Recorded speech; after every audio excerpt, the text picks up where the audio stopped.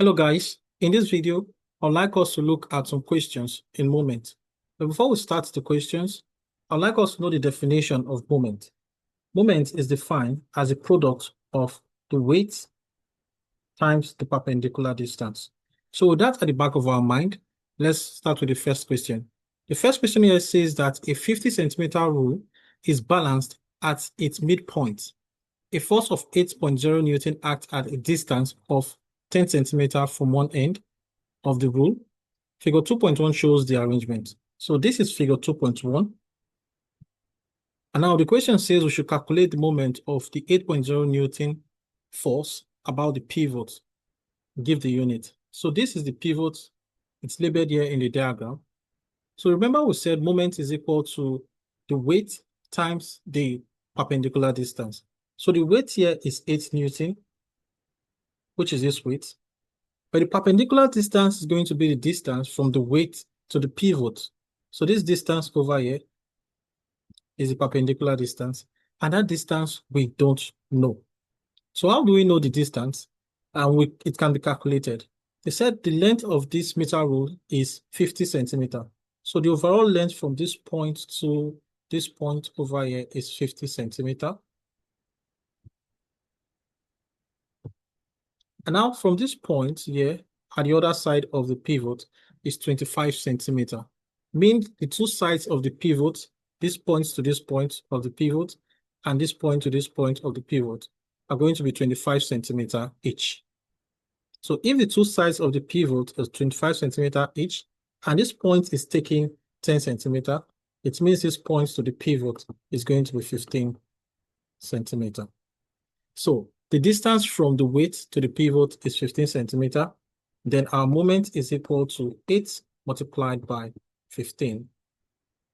And that's going to give us 120 Newton centimeter. So the moment is 120 and the unit is Newton centimeter. We'll go on to the next question. Next question here says that another force acts at a point 10 centimeters from the pivot. It makes the rule balance. On figure 2.1, draw an arrow to show the position and direction of this force. So another force is acting on this meter rule to make it balance. So one force is acting at this side. The other force is going to be acting at this side. So the force is going to be acting at 10 centimeters. So we'll just draw a line somewhere around there. The whole of this distance here is 25. So we'll draw a line somewhere around here. And that force will make it balance. So that answers that question. We move on to the next question. The next question here says that a meter rule is balanced on a pivot by 3 vertical forces. These are the forces 1, 2, 3. The 3 forces are acting downward. Now we just show that the moment of the 5.0 Newton force about the pivot is 200 Newton centimeter. Remember we said moment is equal to the weight multiplied by the distance. Now the weight is 5. The distance from the pivot, this is 5. The distance from the pivot is 40. Multiplied by 40. And this gives us 200 Newton centimeter. We'll go on to the next question. The next question says that calculate the size of the force F. Calculate the size of the force F. So if we look at the question, this is F over here, which is unknown. There's a rule in moments that says that the total clockwise moment is equal to the total anticlockwise moment. I'm just going to put it here. Clockwise moment is equal to the anticlockwise moment. Now, if we're taking this direction as the clockwise, this is the clockwise. While we're taking this direction as the anticlockwise, this is the anticlockwise. When we say clockwise, we mean that if, for instance, the rule is falling in this direction, it's going to be falling in a clockwise direction. And if, for instance, it is falling in the other direction, it's going to be falling in the anti-clockwise direction. Now, the clockwise moment here, if you look at the clockwise side, you have just you have two forces, which is F. F is going to be acting at a distance, perpendicular distance from this pivot. If the total length of the ruler is 100 centimeter, then F will be acting at a distance of 60 centimeter from the pivot, because the other side is 40 centimeter. So to make this side balance, this is going to be 60 centimeter. So this is 60 plus, we have another force, which is 2, acting at a distance from the pivot, which is 10. This is the other force, 2 Newton, it's acting at a distance of 10. Then we'll go on to the anticlockwise side. The anticlockwise side, which is this part of it, will have just one force, which is 5. And that 5 is acting at a distance of 40. So this is the equation we solved to get the value of F. So F multiplied by 60 gives 60F, plus 2 multiplied by 10 gives 20, and this gives 200. While solving, we have F to be equal to 200 minus 20 divided by 60, and F is equal to 3 Newton. So the force F is equal to 3 Newton. We'll go on to the next question. The next question here says that complete the statement by writing in the blank spaces. The moment of a force about a pivot is equal to dash multiplied by dash. We said this before. The moment of the force is equal to the weight multiplied by the what? The distance. You can say the perpendicular distance. You can say the distance.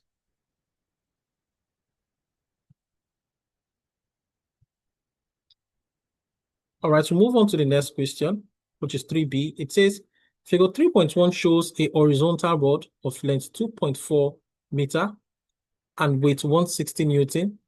The weight of the rod acts at its center. The rod is suspended by two vertical ropes, X and Y. These are the ropes, X at this point and Y here. The extension in each rope is 80 Newton. Sorry, the tension in each rope is 80 Newton. The first question says, state the name given to the point at which the weight of the rod is acting. The weight of the rod is going to be acting at the center of mass. It's going to be acting at the center of the mass, that is at this point. Center of mass. It says calculate the mass of the rod. Now the weight of the rod is given as 160 Newton. This is the weight. And it asks us to calculate the mass. Remember, weight is equal to mass multiplied by the gravitational field strength. So weight, or the mass, will be equal to the weight divided by the gravitational field strength. And this gives us 160. If we take our gravitational field strength as 10, we're going to have our mass to be equal to 16 kg. Move on to the next question. It says the rod is in equilibrium.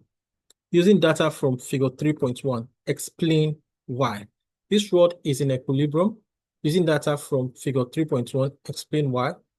The reason why this rod is in equilibrium is because the total upward force is equal to the total downward force. You can see the total upward force acting on this rod is 80 plus 80, which is equal to the total downward force, which is 160. And then we conclude the rod is in equilibrium.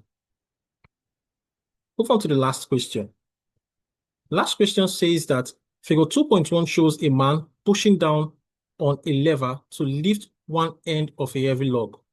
State the term used to describe the turning force exerted by the man. The turning force exerted by the man is known as the what? The moment. It says we should state the word. Going to be the moment of the force. The moment of the force is known as the turning effect of the force. And this is a 1-mark question that gives you the 1 mark.